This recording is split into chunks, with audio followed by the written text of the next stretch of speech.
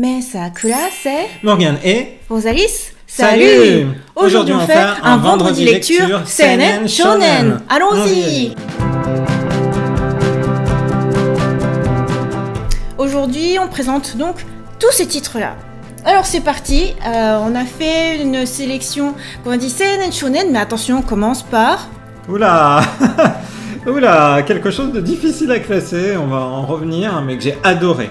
Dans les pas de Nietzsche, qui c'est mon gros coup de cœur. En France, chez Soleil. Donc, au Japon, ça paraît chez Shogakukan. La prépublication est dans Mobaman. Pour savoir comment classer un manga, il faut chercher le manga de prépublication au Japon, dans quelle cible est-ce qu'il tape. La cible de Mobaman, vous aurez compris avec MOBA pour mobile, du coup c'est une prépublication numérique, voilà. Donc le target c'est lycéen masculin, de lycéen à vingtenaire. Voilà, donc la tranche, en gros ça correspond un peu à high teen du côté shoujo, qui reste dans la tranche shoujo manga. Alors, dans ce cas-là, ça veut dire que c'est du shonen manga. Et non, ça a été classé en CNN manga. Cela dit, en France, il est classé shoujo manga. Shoujo manga sur la tranche. Alors, qu'est-ce que c'est du coup? Bon, on va peut-être passer outre la problématique pour de moi, c'est du classification. CNN, hein. Pour moi, c'est du CNN. Effectivement, pour moi aussi, c'est du CNN. Vu les thèmes abordés, c'est pas véritablement une histoire d'amour, même si on pourrait se dire oh là là, les deux héros, il va peut-être se nouer quelque chose entre eux ou quoi que ce soit. Non. C'est pas du tout comme ça que je prends, mais en tout cas... Mais justement, c'est pour ça, je pense que du coup, pour moi, c'est pas du shoujo, c'est plutôt voilà, un manga adulte qui traite de thèmes adultes, d'où l'appellation de Nietzsche. Jeune adulte. Ouais, dans le titre. Est-ce que tu veux que je parle un peu de l'origine du titre? Oh bah vas-y, alors le titre japonais est Nietzsche ga Kyoto ni yatte kite 17 sai no watashi tetsugaku no koto oshiete kureta. Waouh! Du coup, c'est une série en 3 tomes, mais qui s'avère être une adaptation d'un livre, d'un roman paru 2 ans auparavant au Japon, donc en 2016, et ensuite il y a eu une adaptation manga en 2018. L'adaptation, alors le livre est de Marilu Harada.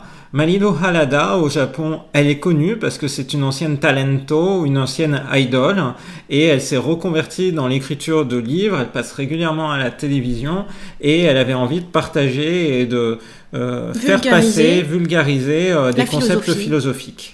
Je trouve ça génial. J'ai juste le background de cette œuvre est hyper intéressante. Ça veut dire que du coup, d'une manière fun, pas trop lourde, tu vas aborder des thèmes philosophiques. Moi, j'adore ça. J'avais bien aimé déjà chez Kurokawa toute la gamme Kurosawa. Et du coup, trouver ça chez Soleil avec un style de dessin très joli, je trouve ça super. Et la manière du coup de raconter les choses fait que ça s'imprime bien dans ton crâne. Parce que, en fait, des fois, en philo, il y a peut-être des sujets que tu vas traverser comme ça, et puis bon, bah, tu vas oublier. Là, tout de suite, tu vois dans quel sujet d'application concret, dans ton époque, là, dans le quotidien du 21e siècle, même avec quelqu'un qui a peu de problèmes dans la vie, quoi, juste, enfin, peu, disons des problèmes terre à terre de maintenant, genre t'es dans un pays qui est pas en guerre, c'est assez prospère au Japon, t'es juste une lycéenne qui a une peine de cœur, voilà. Et ben du coup tu vas rencontrer la morale des faibles, qui est genre bon bah puisque ton petit ami il t'a largué, bon bah de toute façon moi, je m'en fiche moi. C'est-à-dire, je m'en fiche d'avoir un petit copain, genre un truc comme ça. La morale des faibles. Ou encore, tu vois, si tu te dis, ouais, bon, de toute façon, les gens qui ont de l'argent, ce sont des méchants, et puis moi, je suis modeste, mais bon, de toute façon, moi, je fais des choses moralement géniales. La morale des esclaves. Ça, tu retiens tout de suite, quoi. C'est hyper impactant. Et voilà. Après, je suppose que si ça a été shoujoisé pour la France, c'est parce que le trait est hyper beau. Alors que dans la gamme Kurosawa, tu dis c'est vraiment un peu des mangas éducatifs où ça va être le sens, enfin le fond qui va être important par rapport au dessin. Ouais, le trait est super beau. On est plongé dans Kyoto. Il y a Kyoto dans le titre japonais, puisque ça se passe à Kyoto. Et comme tu le dis, on retrouve des ambiances de cerisier. C'est du photoréalisme. Les protagonistes sont vraiment bien dessinés. Il y a un personnage, il y a un beau gosse qui apparaît à la fin de ce tome-là. On va pas rentrer dans le détail de savoir qui c'est. Okay. Mais pourquoi tu veux le cacher? Ouais, parce que je trouvais que ça maintenait le suspense quand je lisais. Moi, je me suis posé la question, mais qui est-ce? Est-ce que c'est le frère? Enfin bref. Donc voilà. Bon, donc ok, il y a un beau gosse qui est Kierkegaard. Non, mais du coup, c'est bien parce que tu rencontres pas que Nietzsche. Tu te dis, tu vas rencontrer plusieurs philosophes qui ont marqué. Voilà la réflexion, l'ouverture, la liberté par la réflexion. Ouais. Et donc, voilà, ça se lit vraiment comme un autre manga, c'est-à-dire comme une œuvre divertissante, mais on apprend plein de choses, on a envie de revenir sur le chapitre qu'on a lu, sur les chapitres précédents, pour être sûr de vraiment maîtriser les concepts. Et c'est du coup une application et une introduction vraiment à la fois qui se fait de manière légère, mais de manière sérieuse et intéressante dans l'univers de la philo. J'ai vraiment trouvé ça très très très très bien fait. Moi, c'est un gros coup de cœur. Ah, finalement. Ah bah oui. en 3 tomes, comme je le disais, et par rapport au roman, il y a quelques petites scènes en plus. Oui. Bon, le roman n'est pas disponible en France, je le dis tout de suite. Mais voilà, je trouve que c'est très très bonne idée d'avoir édité ce titre. C'est intéressant justement que l'auteur du roman ait fait elle-même l'adaptation, du coup le scénario du manga, parce que du coup c'est là qu'elle a pu apporter des petits éléments supplémentaires. Voilà, du coup qui fait que c'est comme si c'était une nouvelle création. Tout à fait. C'est génial, hein, c'est hyper intéressant. D'ailleurs, elle écrit une postface pour expliquer tout ça. C'est super bien. Donc, une petite anecdote, c'était ce que je voulais dire quand j'ai levé les doigts comme ça, c'est que ceci est mon cadeau, un énième cadeau, le vrai cadeau à la vraie date de mon mi-anniversaire. Les autres cadeaux étaient aussi des vrais cadeaux, mais que tu as eu en avance. Oui, d'accord. Voilà. Donc voilà, le 26 août, vu que je suis née le 26 février, c'était vraiment la vraie date de mon mi-anniversaire. Morgane m'a offert, alors il m'a fait un onigiri sur lequel il a posé une petite bougie, et il m'a offert ce manga-là, parce que ça fait longtemps que... Tu l'avais repéré. J'avais repéré, juste parce que dans le titre, il y avait Nietzsche. Et j'adore en fait toutes ces vulgarisations. D'abord, j'adore la philo, et j'adore tout ce qui essaye de véhiculer des messages et d'y apporter une touche de divertissement. En plus de ça, je trouve que c'est super réussi. Et au départ, moi je l'ai dévoré tout de suite, quoi. Dès que je l'ai eu, on a fini de manger, paf, j'ai eu. Et Morgane, il a mis du temps avant d'y arriver, parce qu'il avait envie de lire des shoujo manga. Mais oui, parce qu'il y avait plein de nouveaux shoujo manga dont je parlerai. C'est écrit shoujo, mais tu devais sentir au feeling que c'était pas un shoujo. Ça se sent tout de suite. Et après, moi je voulais vraiment parler pendant ce vendredi lecture parce que c'était mon coup de cœur, et du coup Morgane a lu, et c'est devenu ton coup de cœur aussi. C'est ça. Comme quoi, des fois, il faut dépasser ses a priori. Bon, si vous avez l'impression que beaucoup de temps s'est écoulé, entre le mi-anniversaire de Rosalie, c'est le moment où on tourne cette vidéo, il s'est écoulé 3 jours, donc j'ai lu le manga le lendemain. Ah, c'est vrai, pour moi, c'est déjà un peu long. Oui. Vu que moi, je l'ai lu tout de suite, immédiatement. Une petite anecdote aussi, à un moment donné, j'ai presque confondu avec un autre titre un autre manga qui porte dans le titre Nietzsche. Le titre dont je parle est publié chez Kadokawa, chez Prépublication Comic Jin. Le titre est Nietzsche Sensei Konbini ni Satori Sedai no Shinjin ga Mayorita. Et ça parle pas du tout de la même chose, ça parle plutôt du quotidien en combini avec des clients super chiants. Et donc celui qui est surnommé Nietzsche est pas du tout la réincarnation de Nietzsche, c'est juste parce qu'à un moment il a commencé, parce qu'il y avait un client qui se plaignait, et au Japon quand les clients se plaignent, ils se plaignent très fort, il lui a répondu « Dieu est mort ». Voilà, catalogué Nietzsche. Voilà. Mais là aussi, il s'acclame Dieu est mort. Oui. Et du coup, t'avais un Kurosawa où justement il expliquait les trucs sur Nietzsche, je sais plus comment s'appelle le truc, on l'a dans la bibliothèque, mais j'aurais dû le sortir. Donc voilà, pour cette super lecture, première lecture, méga lecture. Voilà, recommandé. Voilà. Ensuite, on Deuxième passe lecture. Sur une lecture plus otaku, puisque c'est Otaku volume 7 chez Kana. sachant que le volume 8 est attendu sous peu. Cette histoire de couple d'otaku et de fans de manga qui travaillent, hein. C'est un titre qui s'adresse plutôt à un public 20 et plus, hein, au Japon. Du coup, Otaku chez Big Kana, enfin la collection Big Kana de chez Kana en France. Au Japon, c'est chez Ichijinsha, prépublication Comic Pool Pixiv. Et le titre japonais Otaku Nikoi wa Muzukashi. Anecdote, il y a une adaptation live qui sortait au cinéma, je sais plus quand on était au Japon. En février. Et qui du coup est disponible maintenant en VOD. Non, on l'a vu dans l'avion. Ah oui, c'est ça. Parce que je me disais, on l'a pas vu au cinéma, mais on l'a vu ah oui, sur le retour en France, quoi, du Japon en France. Et c'est un peu une adaptation hyper bizarre. Hein. Parce que cette œuvre est géniale pour les otaku. Otaku gaming, otaku manga, otaku BL, doujinshi, tout ça. C'est-à-dire, ça prend le parti que même si t'es otaku, tu peux avoir une vie amoureuse, tu peux t'amuser avec tes amis, t'es à fond dans tes passions, c'est génial. Le film, il est hyper bizarre. Déjà, c'est une comédie musicale. Et en plus, c'est une morale un peu bizarre où l'héroïne, finalement, elle est otaku elle-même, mais elle est effrayée par le sexe opposé otaku. Attends, c'est à l'antithèse de ce que c'est ce manga. Ça, c'est du super manga feel good. Ouais.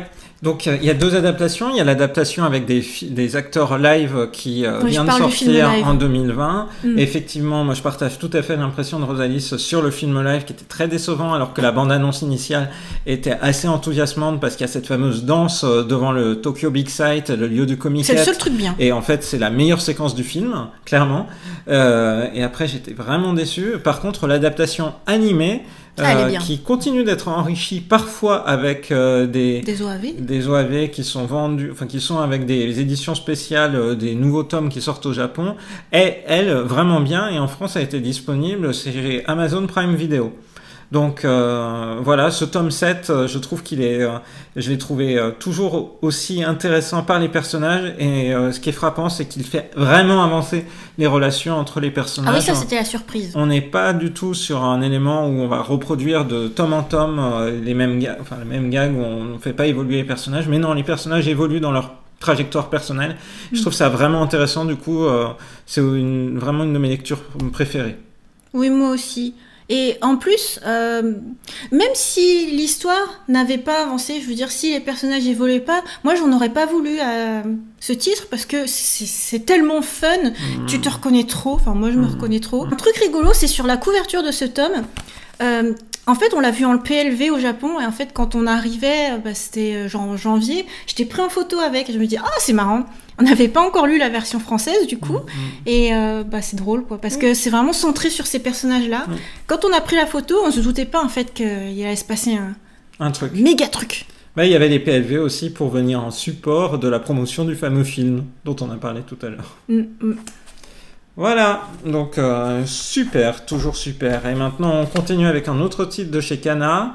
Ah, en fait, j'ai pas précisé, mais en fait, on était dans la section CNN, parce que comme Morgane l'a précisé, ils sont adultes, ils travaillent. On continue sur du CNN. Ouais, là aussi sur un univers d'adultes qui travaillent, même si le protagoniste ici, et au foyer. Ancien Yakuza, voilà, est un homme au foyer. Donc La Voix du Tablier, tome 4, on avait chroniqué La Voix du Tablier, tome 3 dans notre précédente vidéo.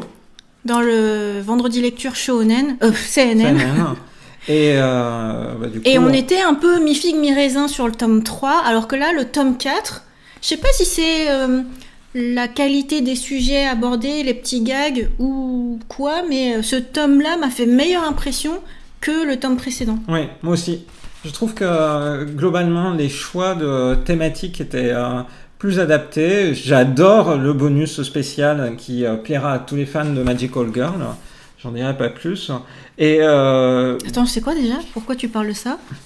J'ai oublié. Vas-y, raconte. Et de manière générale, oui, je pense que les thèmes ici étaient un peu plus intéressants. On voit aussi, pas seulement le héros, mais sa relation de couple mise en avant. C'est de ça que tu parles? Ça fait plutôt E.T. E.T., téléphone, maison... Quoi? Ah, j'ai confondu avec le tome précédent. Ah mince alors! Ah bah alors! Ah mais non! Ah bah si! Ah oui, effectivement, oui! Eh oui! Ah oui! Donc on voit le héros, le protagoniste principal dans sa vie de couple aussi, et puis la manière dont son couple fonctionne, c'est assez rigolo la manière dont c'est incarné. Sachant que du coup sa compagne est une grande fan de séries de Magical Girl type ce qui passe le dimanche matin. C'est peut-être pour ça que j'ai préféré, parce que ça impliquait davantage sa femme aussi, et qui a une personnalité drôle aussi. Elle est à fond. Alors que tu sais, dans le tome 3, c'était que sur lui et sa vie de quartier. Mais c'est ce que je pense, en tout cas, c'est ce qui m'a le plus, c'est qu'on élargit un peu, on n'est pas que centré sur lui ou sur l'univers de Yakuza, mais on a une dimension un peu plus, du coup, familiale. Ok, donc c'était la 3e lecture. On passe à la 4e lecture. Eh bien, c'est le 10e et dernier tome d'une série que j'adore. J'en ai fait une chronique quand il y a eu les premiers tomes. Capitaine Albator, Dimension Voyage, c'est la fin, ça y est. Albator, c'est la fin du parcours d'Albator dans sa lutte pour protéger la planète contre les sylvidres. En fait, c'est une série chorale dans le sens où elle... Chorale, t'aimes bien dire ce mot, chorale. Les couvertures du Jump qui font chorale, et maintenant c'est une série chorale. Voilà, comme ça tu pourras m'en reparler. Elle fait écho à énormément de séries précédentes de Leiji Matsumoto. Il n'y a pas besoin de connaître ces séries-là pour prendre du plaisir à lire Capitaine Albator Dimension Voyage. Mais par contre, si vous avez lu les mangas précédents de Leiji Matsumoto, si vous avez vu certaines de ces séries, je pense par exemple à...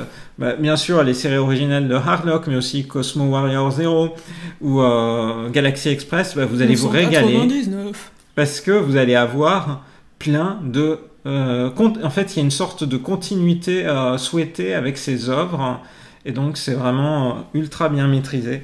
Pour moi, c'est la meilleure œuvre qui est parue, je pense, ou même diffusée. Bon, c'est pas un animé, mais...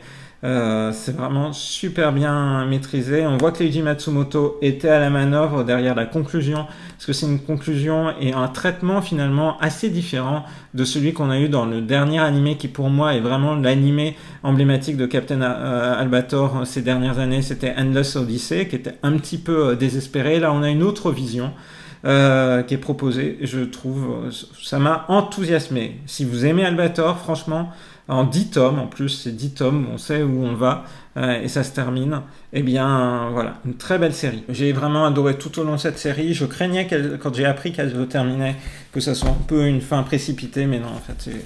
Et donc au Japon, cette œuvre-là est publiée chez Akita Shoten, prépubliée dans le Champion Red. Le Champion Red est un magazine de shonen qui est devenu CNN. Et oui, 10 ans maintenant, à travers ce transfert, on va dire, de type de public. C'est difficile de situer la cible CNN. On peut dire que le CNN, c'est un public plus âgé que pour le shonen. C'est aussi théoriquement, ce qu'on voit par la pratique, un public plus mixte. Et voilà. Donc, c'est juste que t'es un peu plus mature, quoi. Ouais, et mixte. Mais du coup, c'est marrant parce que comme on parle de shonen CNN dans cette vidéo, voilà, donc ça fait un petit peu le lien. Alors, la prochaine lecture. La prochaine lecture, c'est une comédie romantique qui, au départ, ne m'a pas enthousiasmé. Mais à mesure que l'histoire se dévoile, en fait, j'en deviens... Tu te fourvoyais. Je me fourvoyais, grave fan. Donc, on va passer au tome 3 et au tome 4 de The Quintessential Quintuplet Gotobu no Hanayome, qui paraît en France chez Pika. Voilà, et qui au Japon est chez Kodansha, prépublié dans le magazine qui s'appelle Magazine, le Shonen Magazine. Le Weekly Shonen Magazine. Donc voilà, ici, on est bien avec un titre Shonen à destination de jeunes garçons. Donc, effectivement, derrière moi, il y a la couverture. Tu peux attraper la couve.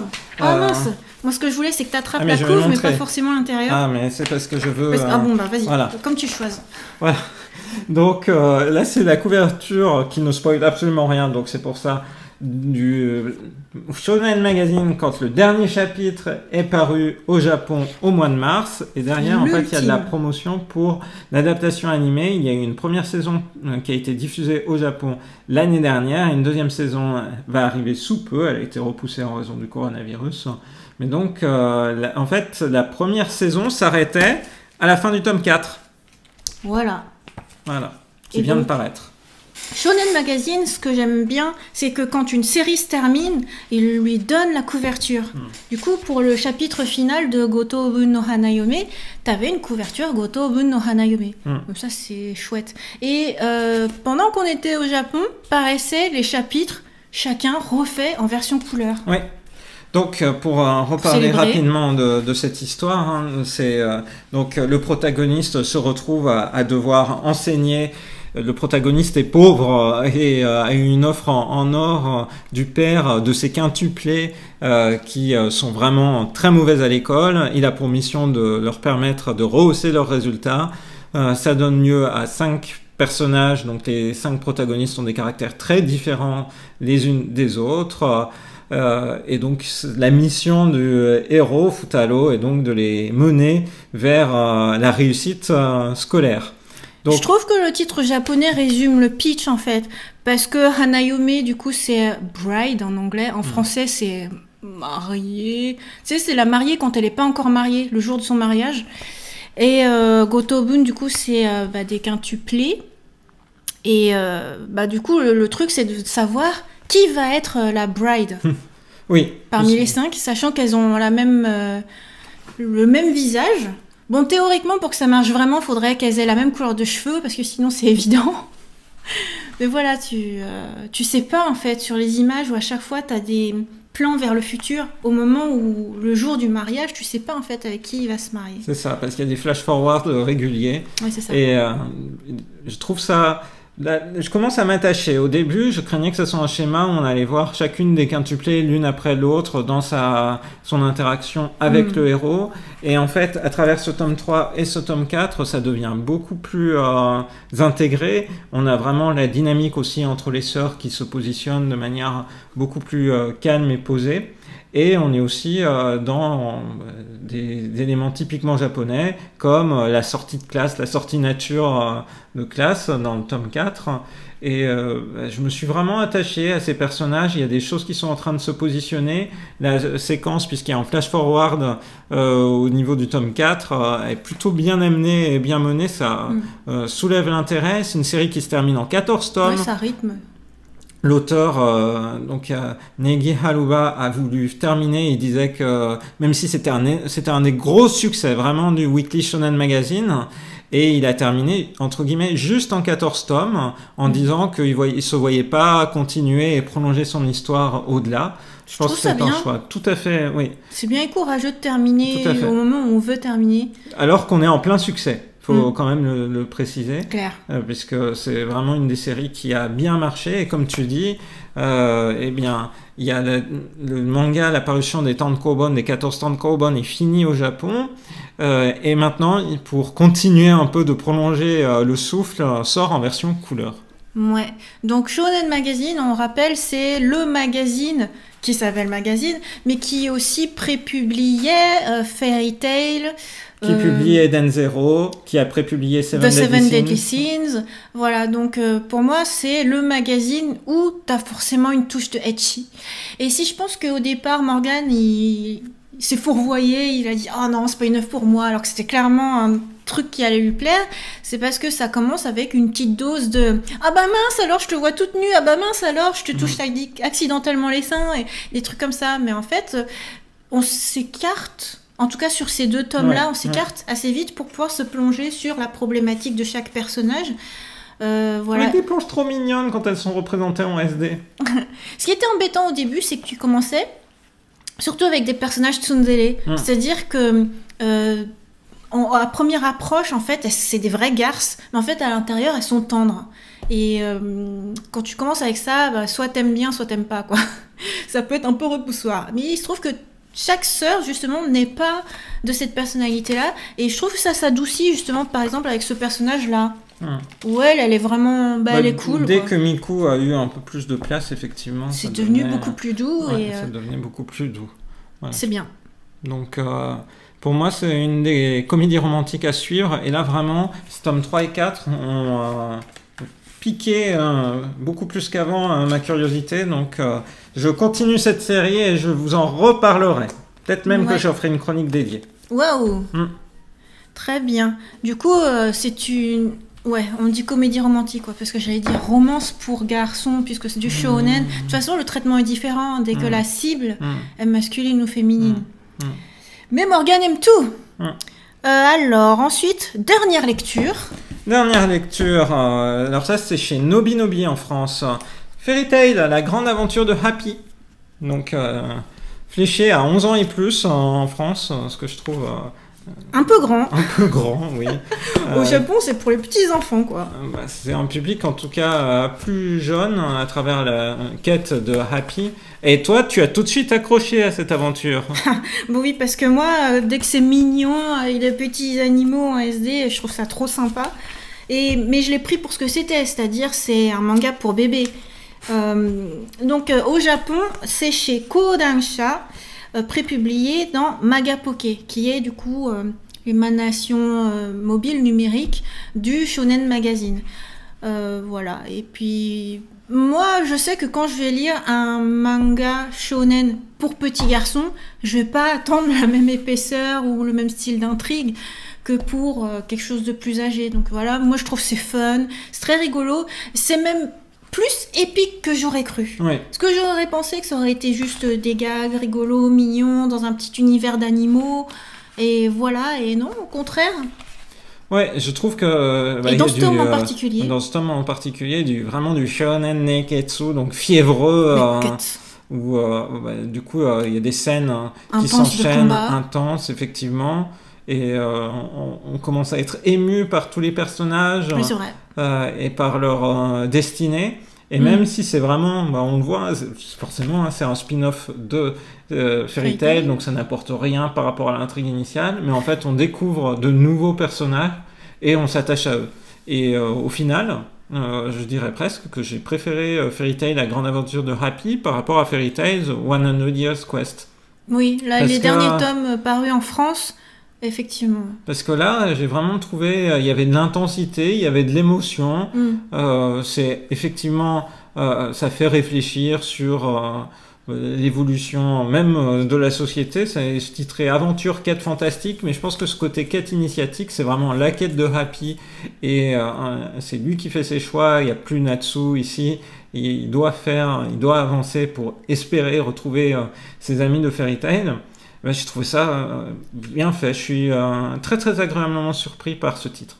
Aussi, il faut dire que vers la majorité du manga jusqu'à quasiment là, c'est le climax de l'histoire. Climax, Morgane, ne signifie pas nécessairement que l'histoire se termine. Non. Mais par contre, c'est clairement la fin du premier arc, quoi. Donc, c'était vraiment époustouflant. L'auteur dit d'ailleurs, on touche au cœur de l'intrigue de la grande aventure de Happy avec ce tome-là. Donc, la parution au Japon est terminée, c'est en 8 tomes. Donc, il nous reste 2 tomes à découvrir en France qui concluront du coup cette intrigue. Mais voilà, ça peut, je pense, tout à fait être lu indépendamment de Fairy Tail.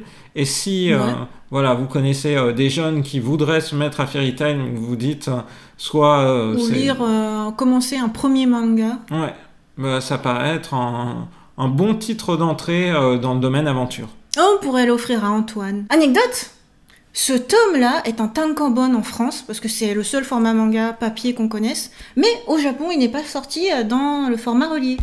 Eh non, pas en format papier. La fin de cette aventure... n'a que la prépublication numérique. Et aussi la publication en format tankobon numérique au Japon. Oui, voilà. Il n'a pas eu une version papier. Ouais. Pas rencontré son public. Mais c'est bien que l'auteur ait quand même pu finir son histoire. Tout à fait. Donc c'est les temps numériques, ça change. Les temps numériques, quoi qu'il arrive, vont changer des choses, c'est sûr, en fonction des titres. Et je pense qu'au Japon, encore plus, on va le voir arriver très vite. Mais tu vois, ce qui est bien, c'est qu'il n'a pas dû rusher son histoire hyper vite, genre de Time Paradox Ghostwriter. Il faut qu'il abrège son histoire pour terminer. Au moment où on lui dit, bon, ton œuvre n'a pas assez de succès, il faut que tu t'arrêtes. Là, il a quand même pu continuer. Tout à fait. En numérique, certes, mais il a pu continuer. Mais oui, parce que finalement, il y a 2 types de consommation. Là, on est face à un titre qui est publié qui n'est prépublié initialement qu'en numérique. De la même manière que chez Jump, Spy Family ou d'autres titres ne sont publiés qu'en numérique. Et donc sont publiés chapitre par chapitre. Et à partir de là, on peut tout à fait imaginer que des gens ne lisent que en numérique, mais ne vont pas acheter le tankobon papier, ou achètent le tankobon numérique. Donc, de nouveaux formats de consommation et d'hybridation entre la prépublication papier ou numérique et la publication en tankobon papier ou numérique se posent. Et au Japon, comme finalement les gens adhèrent aussi beaucoup à cette idée de publication numérique parce que tous les magazines principaux, les hebdomadaires, ont des versions numériques associées. Hein, c'est pas entre guillemets la numérisation du magazine papier, mais c'est vraiment une appli dédiée. Eh bien, chaque jour, vous avez des nouveaux titres, des nouvelles séries qui sont disponibles et vous allez, par exemple, rester tout le temps avec Magapoké à lire tous les jours les nouveautés de chez Kodansha. Donc, voilà, de nouveaux titres et de nouvelles façons d'apprécier le manga émergent. Moi, je trouve ça cool. C'est bien, on est à une période hyper intéressante éditorialement parlant. Mais ce qu'il y a de bien, c'est que du coup, quand ça nous arrive en France, on l'a en version papier aussi. Tout à fait. Voilà. C'est bien. Ça permettra de clore l'aventure dans ta bibliothèque. Et c'est ainsi qu'on clôt cette vidéo. Super. Du coup, on a vu différents titres. On en a vu un peu pour tous les âges et pour tous les goûts. Oui, c'est vrai. Du coup, des continuités, des débuts de série. Moi, dans cet ensemble, clairement, Nietzsche, c'est mon gros coup de cœur. Finalement, j'ai envie de répéter. Et bon, évidemment, Captain Harlock, parce que c'est la fin. Donc vraiment, c'est la dernière fois que je pourrais parler de ce titre-là, en face d'une vidéo. Et moi, je dirais quand même que Nietzsche, j'aurais bien aimé qu'il soit un peu moins rapide. Mais je suppose que, je sais pas, c'était tenu de tenir en 3 titres, ou je sais pas. Parce que tu passes très vite sur chaque morale. Ce qu'il y a, c'est qu'il faudrait avoir lu le roman. Donc il faut qu'on aille voir le roman pour voir quel est le rythme. Et voilà, et autrement, The Quintessential Quintuplet dans les bonnes surprises. Ouais, même si je trouve que le titre qui a été choisi à l'international est pas clair du tout. C'est vrai. Non. La problématique classique avec des les traductions de titres, voilà. C'est ça. Bon. Voilà, donc on espère que ce vendredi lecture Shonen, Seinen, Shoujo vous a plu. On vous donne rendez-vous à très bientôt dans une prochaine vidéo sur la chaîne de Rosalie. Ça a commencé par le prochain vendredi avec un autre vendredi lecture. Bye bye. Bye bye.